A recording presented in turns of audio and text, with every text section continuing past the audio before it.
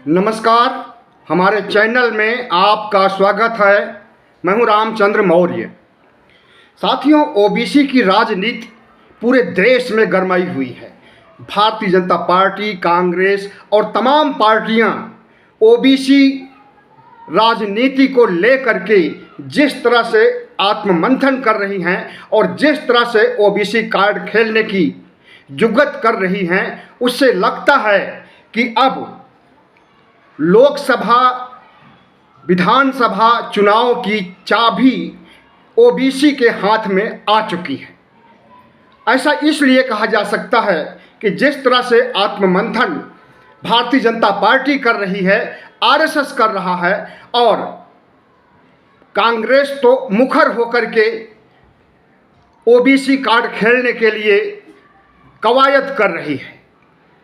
लेकिन भारतीय जनता पार्टी और आरएसएस जो अभी तक संविधान में वर्णित समानता के अधिकार को नज़रअंदाज करता था, संविधान को नज़रअंदाज करता था, समाजवाद को नज़रअंदाज करता था, धर्मनिरपेक्षता को नज़रअंदाज करता था, आज वही समानता के सिद्धांत को लेकर के समीक्षा कर रही है और उसमें अपनी गलतियां ढूंढ रही है कि कहाँ चूक हो गई समानता के अधिकार को और ओबीसी को उनका हक न देने के सिलसिले में। तो जिस तरह से राहुल गांधी ने, कांग्रेस ने, इंडिया ने ओबीसी का मुद्दा बना दिया है और इसे सनातन धर्म के मुद्दे, राम मंदिर के मुद्दे से ज़्यादा बड़ा मुद्दा बना दिया है। अगर कहें कि इस समय 5 राज्यों के चुनाव और लोकसभा चुनाव का सबसे बड़ा मुद्दा क्या है, सनातन धर्म नहीं है, राम मंदिर नहीं है, महंगाई नहीं है, गरीबी नहीं है, बेरोजगारी नहीं है, सबसे बड़ा मुद्दा है ओबीसी जनगणना और ओबीसी को उनका हक अधिकार। जो ओबीसी की संख्या की बात उठी है लगभग कुछ महीनों से, खास करके जब 2 अक्टूबर को बिहार में नीतीश कुमार ने ओबीसी जनगणना की रिपोर्ट जारी कर दी, उसके बाद से सियासत बदल चुकी है और सनातन धर्म, राम मंदिर और कई मुद्दे जो कि चुनाव में हावी होते हैं, वे सब ठंडे बस्ते में चले गए हैं। तो जाहिर है कि भारतीय जनता पार्टी कांग्रेस को ओबीसी मामले में भी पीछे करने की तैयारी कर रही है।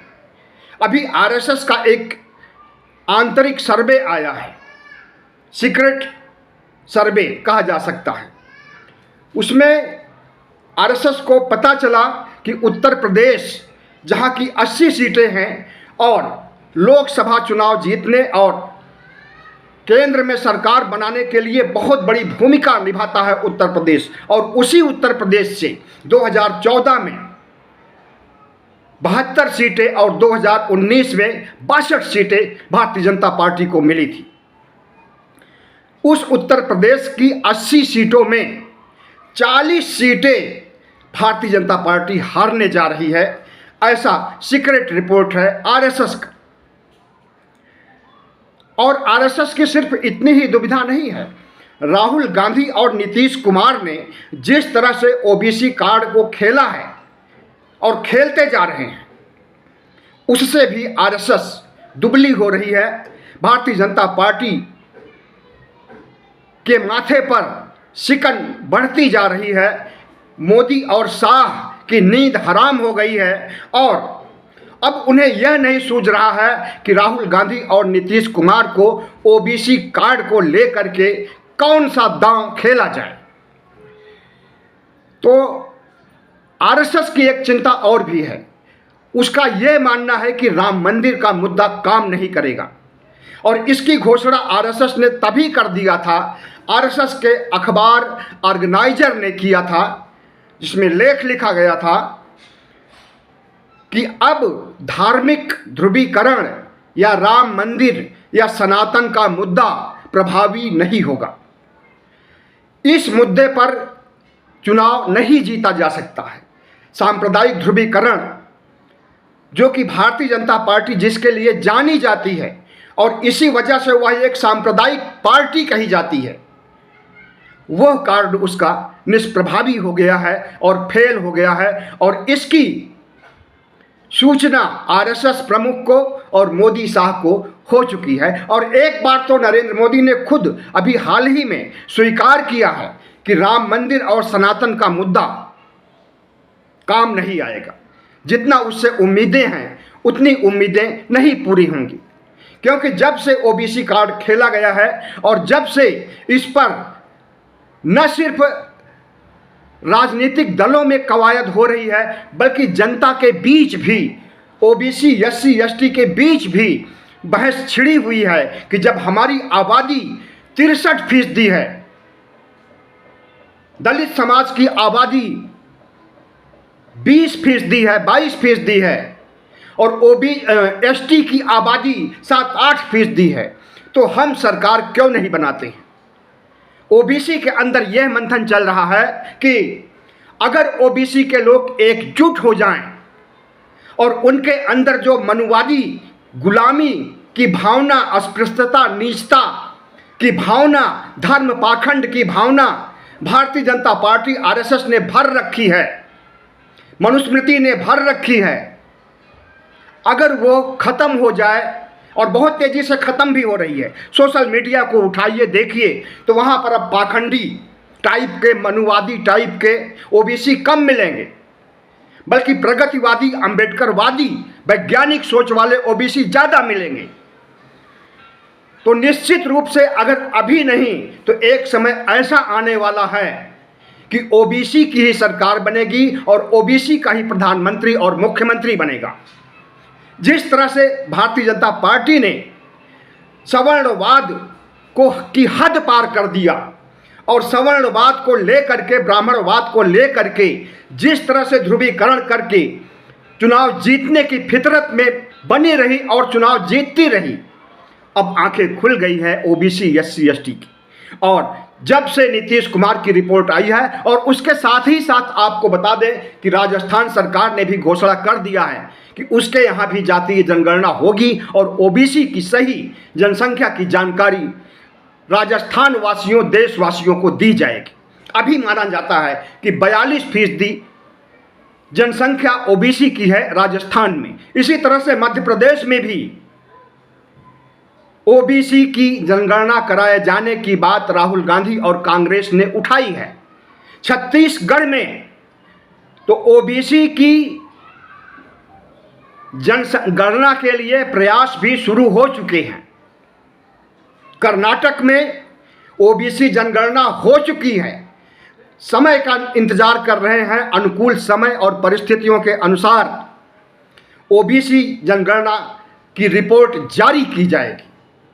तो जितने भी गैर भाजपाई राज्य हैं जो डबल इंजन नहीं हैं, वहाँ लगभग हर जगह ओबीसी जनगणना कराई जाने की बात उठ रही है। ममता बनर्जी अलग राग अलाप रही हैं। उसकी वजह यह खुद हो सकती है कि ममता बनर्जी खुद ब्राह्मण समुदाय से आती हैं और वो नहीं चाहती हैं कि भारत में ब्राह्मणों का राजनीति पर जो पकड़ है वो कम हो।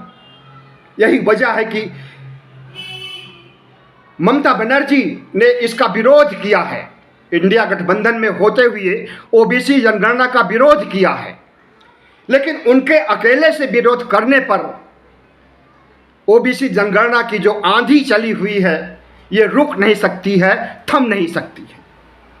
तो मैंने बताया आपको कि आरएसएस किस तरह से बौखलाया हुआ है और किस तरह से आंतरिक सर्वे एक के बाद दूसरे आंतरिक सर्वे करा रहा है और उसके अंदर जो हड़बड़ी है, अनिश्चितता है और उसके माथे पर पसीना जो आ रहा है वह सब स्पष्ट दिखाई दे रहा है। दूसरी तरफ राहुल गांधी के मुखड़े पर जो तेज है, जो जंग जीतने की ललक है और जो उत्साह है चुनाव लड़ने और मोदी को हराने की, वह चीज़ दिखाई देती है जब से ओबीसी कार्ड को उन्होंने पकड़ा है। कांग्रेस को पता है कि 1996 से लेकर के और 2019 तक भारतीय जनता पार्टी ने किस तरह से ओबीसी वोट बैंक को हथियाया है। 1996 में 19% वोट ओबीसी का उसे मिला था।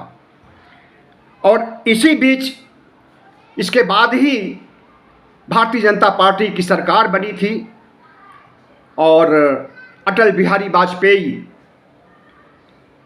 प्रधानमंत्री बने थे।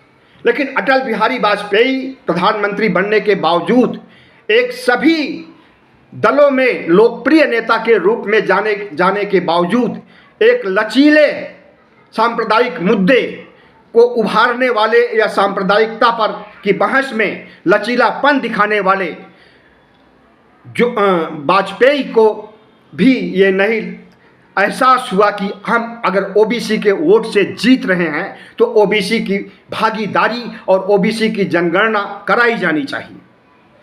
और जो बात उन्होंने नहीं, क्योंकि वो भी आरएसएस के दबाव में थे, वो तो गोलवरकर को नहीं सावरकर को भारत रत्न देने की बात करते थे। लेकिन उस समय KR नारायण राष्ट्रपति थे और उनके पास प्रस्ताव लेकर के पहुंचते हैं अटल बिहारी वाजपेयी कि सावरकर को भारत रत्न का पुरस्कार दिया जाए।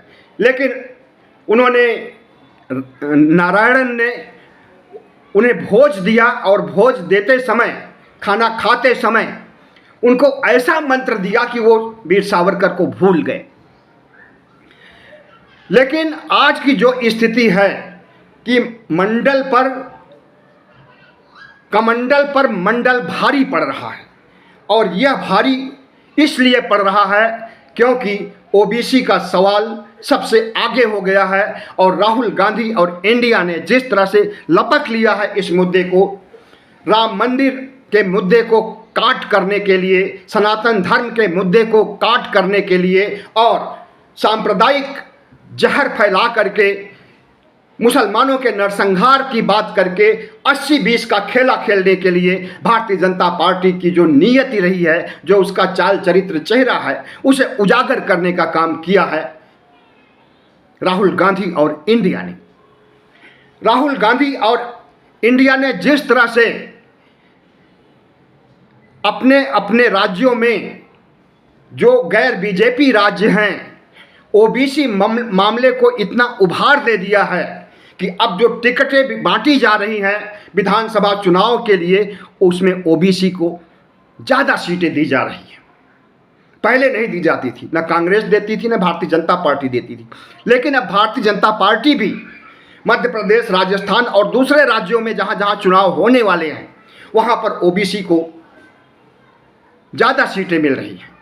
पहली विजय तो यहीं पर हो गई कि मानसिक रूप से राहुल गांधी ने नरेंद्र मोदी और शाह को मात दे दिया कि उन्होंने मजबूर होकर के ओबीसी को ज़्यादा सीटें देने के लिए निर्णय किया है। पहले ऐसा नहीं था। अब इनका जो ब्राह्मणवादी खेमा है या राजपूतवादी वैश्यवादी खेमा है वो नाराज हो रहा है भारतीय जनता पार्टी से, क्योंकि उसे लग रहा है कि जैसे उसके साथ हकमारी हो रही है और उसकी सीटें ओबीसी को दी जा रही है, उसका हिस्सा ओबीसी को दिया जा रहा है। तो ओबीसी से की वजह से, अब ओबीसी कार्ड की वजह से अब जो ब्राह्मण बनिया और ठाकुरों का भारतीय जनता पार्टी का पारंपरिक बर्दाश्त था इन जातियों पर वोट हासिल करके जीतने का, वो भी खतरे में आ गया है। तो जाहिर है कि भारतीय जनता पार्टी जितनी तेजी से 2014 में उठ करके सामने आई थी, 2013 से चुनाव प्रचार के समय जो प्रधानमंत्री नरेंद्र मोदी ने बातें कही थी, जो वादे किए थे, जो जुमले बिखेरे थे, उसमें से एक भी चरितार्थ नहीं हो पाया और एक भी कारगर नहीं हो सका जिससे कि जनता को राहत मिली हो। और उन मुद्दों को भी उठाया जा रहा है, चाहे 15 लाख की बात हो, चाहे स्मार्ट सिटी की बात हो या बुलेट ट्रेन की बात हो, 2 करोड़ नौकरियों की बात हो, उसे तो उठाया ही जा रहा है। लेकिन आज जो ओबीसी का मुद्दा इन सभी मुद्दों पर भारी पड़ गया है और भारतीय जनता पार्टी चाह करके भी ओबीसी कार्ड को भला बुरा नहीं कह सकती है, क्योंकि उसे पता है कि 2019 में उसे लगभग 44% वोट मिले थे ओबीसी के, अति पिछड़ी जातियों के वोट, पसमानदा मुसलमानों के वोट मिले थे। अगर वह सांप्रदायिक ध्रुवीकरण को बढ़ावा देती है, अगर वह राम मंदिर मुद्दे को उभारती है, अगर वो सनातन मुद्दे को उभारती है, तो इसका उसे उल्टा नुकसान होगा, अपने ही पैरों पर कुल्हाड़ी मारेगी। जब राहुल गांधी और इंडिया कहेगा कि ओबीसी की भागीदारी न दे करके, ओबीसी की जनसंख्या की गणना न करा करके मुद्दे से हट रही है भारतीय जनता पार्टी, मुद्दे से हट रहे हैं या भटका रहे हैं जनता को, मतदाताओं को नरेंद्र मोदी और शाह, और इसी तरह से भटका करके 2014 और 19 में जीत लिया था, लेकिन इस बार भटका करके जीतना मुश्किल है। तो जिस तरह से भारतीय जनता पार्टी और आरएसएस के लोग कह रहे हैं कि जातिवाद फैलाया जा रहा है, जातिवाद का जहर बोया जा रहा है और इससे हिंदू समाज बटेगा और बट जाएगा, कोई भी बटा हुआ समाज आगे नहीं बढ़ सकता है, विकास अवरुद्ध हो जाएगा, विकास नहीं होगा, तो ये सब बातें अब गौड़ हो गई हैं। और जो सबसे बड़ा मुद्दा है वो ओबीसी कार्ड है, और ओबीसी के हाथ में अब वो चाबी आ गई है कि वो किसकी सरकार बनाती है और किसकी सरकार गिराती है। लेकिन जिस तरह से प्रतिक्रिया हो रही है और जिस तरह से सनातन मुद्दे को लेकर के तमिलनाडु में जो स्टालिन और उनके बेटे ने कुछ बयान दे दिया था, अब उसको लेकर के भारतीय जनता पार्टी सनातन धर्म के खिलाफ इंडिया को नहीं बता सकती है, सनातन धर्म के खिलाफ राहुल गांधी को और विपक्ष को नहीं बताएगी, क्योंकि सनातन के मुद्दे पर AIADMK उसका साथ छोड़ चुका है। और भी कई घटक दल हैं जो कि चेतावनी दे रहे हैं भारतीय जनता पार्टी को, अगर सनातन के मुद्दे को उठाया जाएगा तो वो भी साथ छोड़ करके चले जाएंगे। और पसमानदा मुसलमानों का जो इन्हें एक मुश्त वोट मिला करता था 2014 से 2019 तक, वो भी नहीं मिलेगा। अगर धर्म के मुद्दे को उठाएंगे तो धर्म के मुद्दे को सबसे पहले कर्नाटक ने झिड़क दिया। वहाँ पर जिस तरह से बजरंगबली का जयकारा रैलियों में लगवाया करते थे, हालांकि धार्मिक मुद्दों को उठाना, धार्मिक नारे, धार्मिक जयकारे के लिए संविधान में, कानूनों में सख्त मनाही की गई है, चुनाव संहिता भी इसके खिलाफ है। लेकिन इसके बावजूद चूंकि प्रधानमंत्री नरेंद्र मोदी प्रधानमंत्री हैं, चुनाव आयोग से भी बड़े हैं, न्यायालय और सुप्रीम कोर्ट से भी बड़े हैं, प्रजातंत्र से भी बड़े हैं, संसद से भी बड़े हैं और दुनिया के बहुत बड़े विश्व गुरु हैं, इसलिए वो जो चाहेंगे उसमें चुनाव आयोग को कोई दखल करने की जहमत नहीं महसूस होगी। इसीलिए चुनाव आयोग ने उनके खिलाफ कोई कार्रवाई नहीं किया। अगर यही ध्रुवीकरण करने का काम राहुल गांधी करते और वो बजरंगबली की जय बोलते, जयकारा लगवाते, अगर वो कहते कि जब ईवीएम के बटन दबाने जाइए तो बोलिए जय बजरंगबली, तब चुनाव आयोग सक्रिय हो गया होता और उन्हें दंडित भी करता। लेकिन यही काम अगर नरेंद्र मोदी ने किया तो उनके खिलाफ कोई कार्रवाई नहीं हुई। और जो भी धार्मिक ध्रुवीकरण की बात या सांप्रदायिक जहर बोने का काम नरेंद्र मोदी करते हैं, कभी भी चुनाव आयोग ने या सुप्रीम कोर्ट ने संज्ञान नहीं लिया है। लेकिन अब देखना यह है कि जिस तरह से ओबीसी कार्ड ने सनातन के मुद्दे को, राम मंदिर के मुद्दे को फ्लॉप कर दिया है, सांप्रदायिक जहर को फ्लॉप कर दिया है, अब क्या ओबीसी को मिल पाएगी उनकी भागीदारी? ओबीसी की जनगणना होगी? भारतीय जनता पार्टी की तरफ से एक संदेश आ रहा है कि वह रोहिणी कमीशन की रिपोर्ट को लागू करना चाहती है या उसके लिए विचार मंथन कर रही है। और रोहिणी कमीशन में है क्या कि समस्त ओबीसी को 4 वर्गों में बांटा जाए और उसमें जो सबसे पिछड़ा है उसे राहत और विकास कार्यों के लिए मुख्य धारा में लाने के लिए प्रयास किया जाए, और जो क्रीमी लेयर है, जो अगड़े समाज की तरह या सवर्ण समाज की तरह आगे बढ़ चुका है, उसको आरक्षण से पदच्युत किया जाए, हटाया जाए। सिर्फ पिछड़े और अति पिछड़े को ही आरक्षण का फायदा मिलना चाहिए। लेकिन हम समझते हैं कि भारतीय जनता पार्टी इसको भी नहीं लाएगी। भले ही विचार मंथन कर ले, लेकिन भारतीय जनता पार्टी की हिम्मत नहीं है कि वो रोनी कमीशन को लाएगी और फिर से वो ओबीसी मुद्दे को उठा करके बदनाम नहीं होना चाहेगी। क्योंकि जब ओबीसी को 4 भागों में बांटा जाएगा तो ओबीसी में यही संदेश जाएगा कि ओबीसी को खंड खंड किया जा रहा है, ओबीसी की एकता को नष्ट किया जा रहा है और ओबीसी को उसका हक न देने के लिए आरएसएस और भारतीय जनता पार्टी ओबीसी समाज को ही बांटना चाहता है। तो जाहिर है कि जो अभी राजनीति में चल रहा है, इससे ओबीसी वर्ग